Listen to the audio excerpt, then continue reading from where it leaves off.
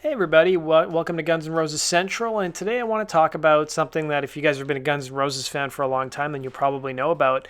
Not so much these days if you guys have went to any of the Not in This Lifetime show tours, but at least any of Guns N' Roses' previous tours, and that is the fact that the band were notoriously late showing up to shows, or they just wouldn't show up altogether. Now, there's been a lot of articles written about it. Axel's talked about it quite a bit in his interviews as to why he was always late in the old days. But Duff McKagan really brought it to light in terms of what impact those late starts had on the band. So back in 2015, when he was promoting his second book, How to Be a Man and Other Illusions, he revealed that Guns N' Roses had to spend 2 years on the road just to break even on the Use Your Illusion tour. So it wasn't because their stage production was so expensive. It was a large part and due to the fact that the band would go on late, sometimes 2 hours, sometimes 3 hours. And according to McKagan, he gave an interview on the Jasta show, which the former bassist basically pulled back the curtain on the early 90s GNR touring economics, saying that while we generated a lot of money with those shows, we also spent a lot to the point that it may have affected the overall length of the tour. He said, "Oh crap, we generated a lot of dough," recalled McKagan, who quickly added that the band had a 130-member crew to support. We had 2 stages going. We had an A stage and a B stage going around the world at all times. That's why we toured for 2.5 years, because it took us 2 years to break even, just to break even on that tour. Now, the turbulence surrounding GNR during these shows was well documented, and McKagan's account of the band's money drain had been echoed by his fellow Guns vets, including Slash, who looked back on the tour in his autobiography by writing, "Metallica was earning the exact same paycheck as we were every night, but while they pocketed the whole thing, we were blowing 80% both on union dues for all the overtime we cost ourselves going on late, and those stupid theme parties, it was just bad." Now, the topic of going on late came up during a 1992 Rockland interview that Slash did, and here's what he had to say as to why the band would go on late. Nice that we're headlining now. You know, it's not like we're an opening band and we're sort of at the mercy of the headlining band. So we sort of like have our own rules, and we just, travel around from city to city and take that with us. Give me an example of some of the rules. Well, we go on late. Yeah, you go on late. What is that all about? It's just because we're a club band, and we've never had to. We've always gone on like at 11 o'clock or midnight. And that's where we come from. So, as an opening band, you had to cater to the headlining band and go on their schedule. But once we were on our own schedules, like we didn't really want to have to listen to the promoters per se. And we just thought it was cool to go on late at night because it was cooler, And you don't get in trouble with the unions? Oh, well, the unions don't care because they get paid at double time for it, so they're happy. The unions love us. But the promoters got pissed off, and some of the crowd, I think, was a little ticked off because they weren't used to it. They're used to bands going on at 9 o'clock. In the Rolling Stone article that just came out about Axel, it kind of seemed like it was because of him that the shows went on so late. Is that okay with you? That feels okay? It's, we just kick back in the dressing room, and like we have these monitors, we have these cameras that shoot the crowd, so we watch different people in the crowd and stuff. So if you're at a Guns N' Roses show and they're late, they're watching you. Yeah, you're on. And so we kick back in the dressing room, have a couple drinks or whatever, and watch what's going on, and just basically get into the frame of mind where you want to go up and play for 3 hours. And it's like, it's not a job, so it's an adventure. I think we're coming from a whole different mentality than the business is. And so it did have its repercussions, and so we sort of like tried to adapt, try and find some middle ground, Thank you very much. Now, Martha Quinn in that interview brought up that there was a Rolling Stone interview where it seemed like Axel was the reason why the band went on late, and for the most part, that's the reason why. Now, in that interview he did with Rolling Stone, he was asked one thing that people have exacerbated as is the late show times. Why do you guys go on so late? To which Axel said, "I pretty much follow my own internal clock. I perform better later at night. Nothing seems to work out for me until later at night. And it is our show. I don't want to make people sit around and wait. It drives me nuts.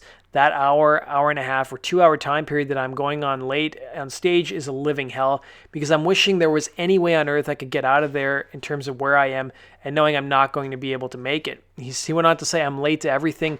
I've always wanted to have it written on my will that when I die, the coffin shows up a half an hour late and says on the side, like gold, 'Sorry I'm late.'" Now, he was also asked what goes on before you take the stage, what actually makes you late. And he said, "The chiropractor we work on with the road tapes my ankles professionally. I keep twisting my ankles during shows, and it happens now and then. I have weak ankles. I always have. I used to run cross country, and that was one of the things that got in the way of that. So I work with a chiropractor, I work with a massage therapist because I put a lot of stress on my lower back with what I do on stage, and there's a lot of rebuilding that has to be done. There's operatic voice exercises, and I started therapy in February of 91, and Jesus, I'm right in the middle of stuff. I mean, if a heavy emotional issue surfaces and you have a show in 4 hours, you have to figure out how to get that sorted out really quickly before you get on stage so you're not in the middle of the jungle and have a breakdown. Now, the pressure of having to do the show when whatever else is going on in my life is hard to get past.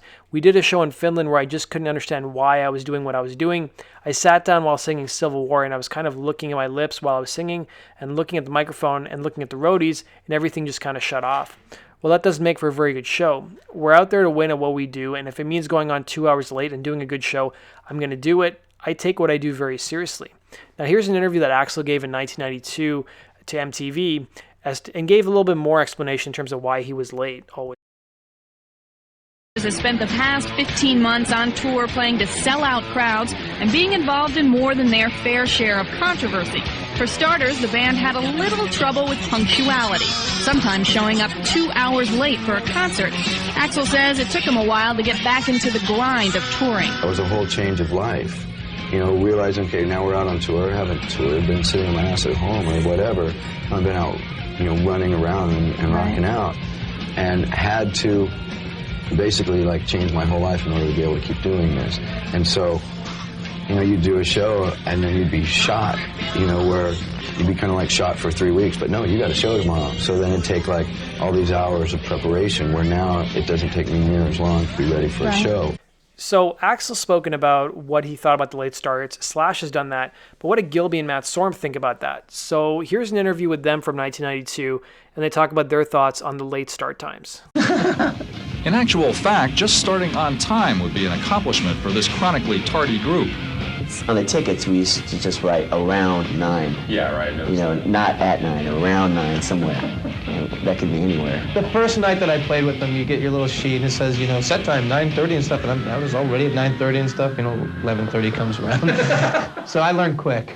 I've learned to deal with it, and I can understand where Axel's coming from, because he wants to give his best performance, and until he's ready, he doesn't feel up to it, he doesn't like to go on.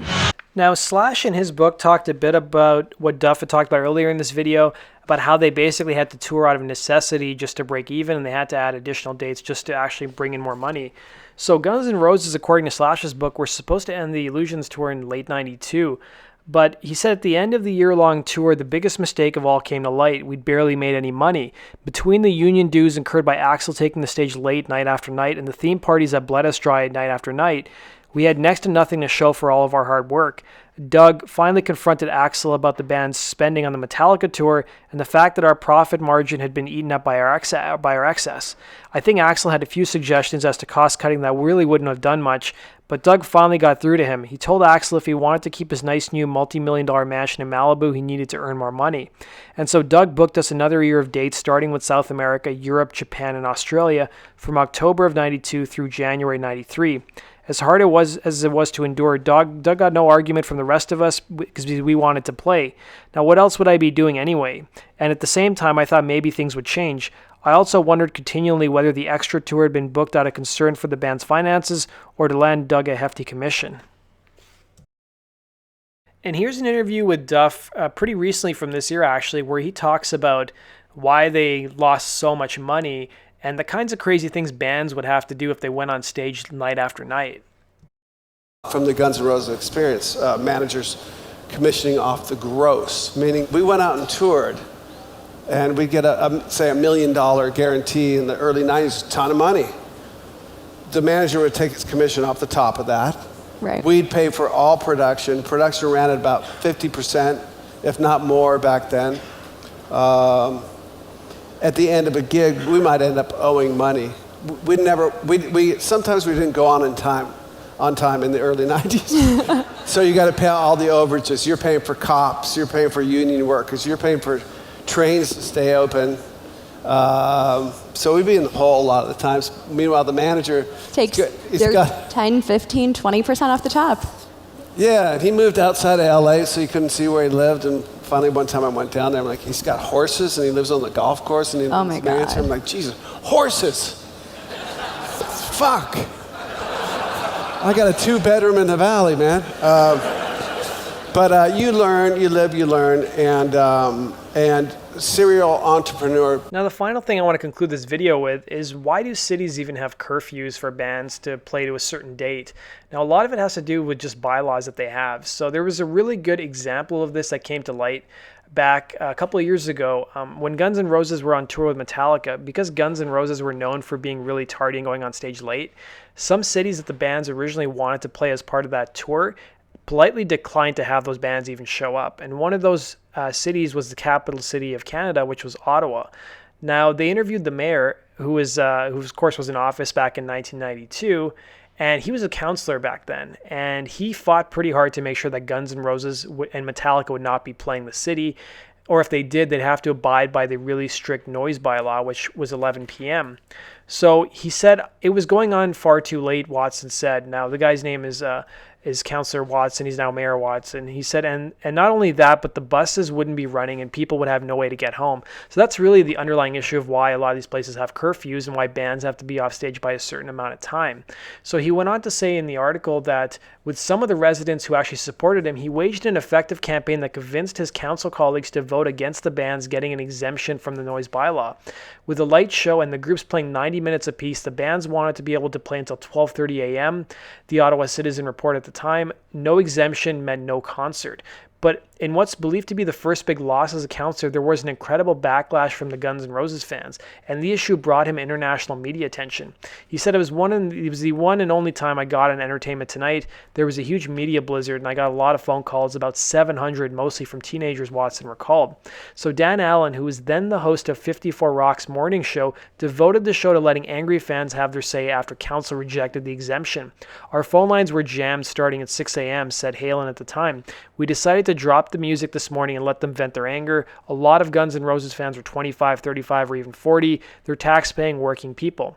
So the knives were out with people from Ottawa dissing council and Watson in particular, with one angry fan describing him as a stuffed shirt for his stance. So Watson disagreed. He said, what I was doing was representing the people that I represented, and it made me a stuffed shirt, so be it. I thought it was unreasonable, and there was no plan in place to get people home, and there would be drinking. I was concerned, he said, recalling that moment in time. Unable to withstand the heat, though, councillors got kicked out of the kitchen and flip-flopped on their original decision, voting to allow the band to play on. Now, both Metallica and Guns N' Roses said they would cancel their joint appearance if the curfew wasn't extended until 12:30. Now, so the then mayor, Jacqueline Halsman, said you weren't elected to be rigid. This is a matter of common sense. So the majority of councillors agreed. So for one day, we're going to take a break from the rules and regulations, said then Councillor Peter Harris. We're going to go out and have fun. Ironically, in the end, the band decided against coming to Ottawa. So they put out a statement saying, not including Ottawa has nothing to do with where Ottawa is geographically located, how many people live in the town, whether they did a petition, didn't do a petition, or whether the city council said anything, promoter Deborah Rathwell said back in 92. The simple reason is that they've cut their tour and they're playing bigger buildings. It isn't any more complicated than this. So it's also perhaps noting that the 1992 tour also saw fans in Montreal riot after Metallica frontman James Hetfield was badly burned while performing, and Axel Rose cut the band's set short. But now with Watson as the head of the city council, Guns N' Roses ended up playing Ottawa in the summer of 2017. Any chance Watson was going to be in attendance? He said, no, I'm not a heavy metal fan. I'll let others enjoy. He said they haven't asked for an exemption. We're getting older, and so are Guns N' Roses. Now, you guys might ask, well, did the band ever try to confront Axel about the late starts? And yes, they did a couple times. So in Duff's book, at a gig that the band was playing in early 93 in Mexico City, they called a band meeting. So he said Slash, Gilby, and Matt agreed we had to confront Axel about the lateness. Somebody had to start the conversation. Listen, I said to Axel when everyone was assembled, we're drinking ourselves in oblivion, waiting 3 hours, listening to our fans chant bullshit. We're working hard to keep this thing together. I paused and looked around for support. The other guys looked away and shrank down in their seats a little. That was it. So even in the VH1 documentary where they interview Guns N' Roses and they talk about the history of the band, Matt Sorum talks about trying to talk to Axel about the lateness and everything that was going on stage at the time. Here's what he had to say. I would be like, come on, you guys. I mean, we got to deal with this. Let's be a band. And every time I'd go out to deal with Axel, I'd turn around and they'd all gone the other way. Like, dudes, you said you were backing me up. We would go down to the show, And you have a cocktail at the show, you have another cocktail. And by the time he'd show up, we were hammered, from sitting and drinking so much. Hey, this is Dizzy Reed from Guns N' Roses, and you're watching GNR Central. Yeah!